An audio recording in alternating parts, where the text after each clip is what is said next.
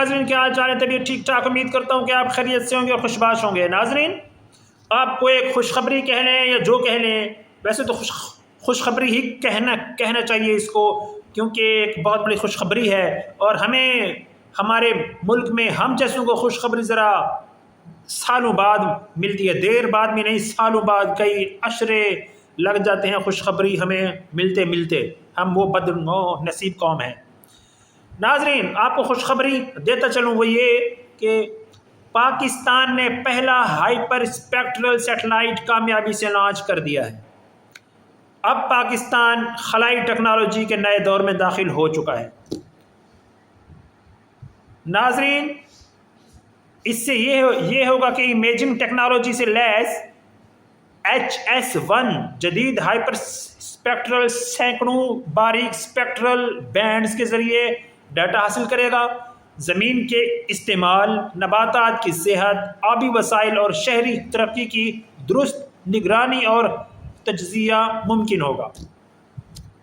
یہ فوائد ہوں گے۔ آپ کو تفصیلات سے آگاہ کروں، پاکستان اسپیس اینڈ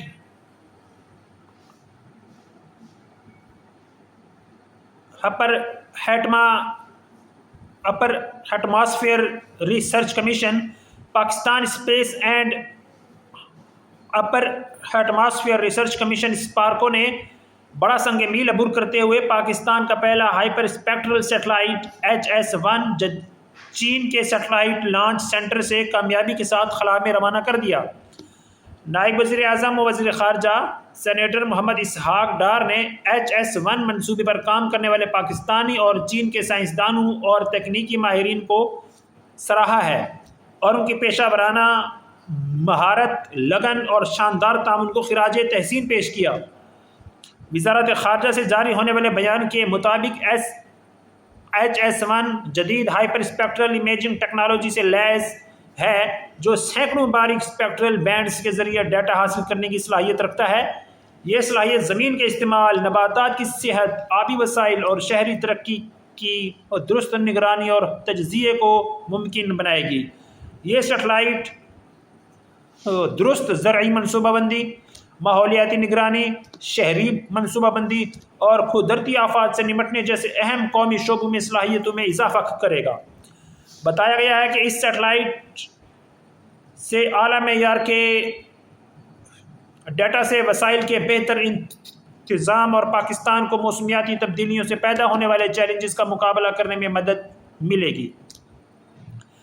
HS-1 ترقیاتی منصوبوں، بالخصوص چین پاکستان ایک اقتصادی راہداری CPEC کے تحت زمینی خطرات کی نشاندہی اور پائیدار انفراسٹرکچر کی ترقی میں بھی مددگار ثابت ہوگا۔ HS-1 کی کامیاب لانچنگ پاکستان کے خلائی پروگرام میں ایک اہم پیش رفت ہے اور یہ اسپارکو کے اس عزم کی تجدید ہے کہ وہ قومی ترقی کے لیے خلائی ٹیکنالوجی کو بروئے کار لانے کے لیے پرعزم ہے۔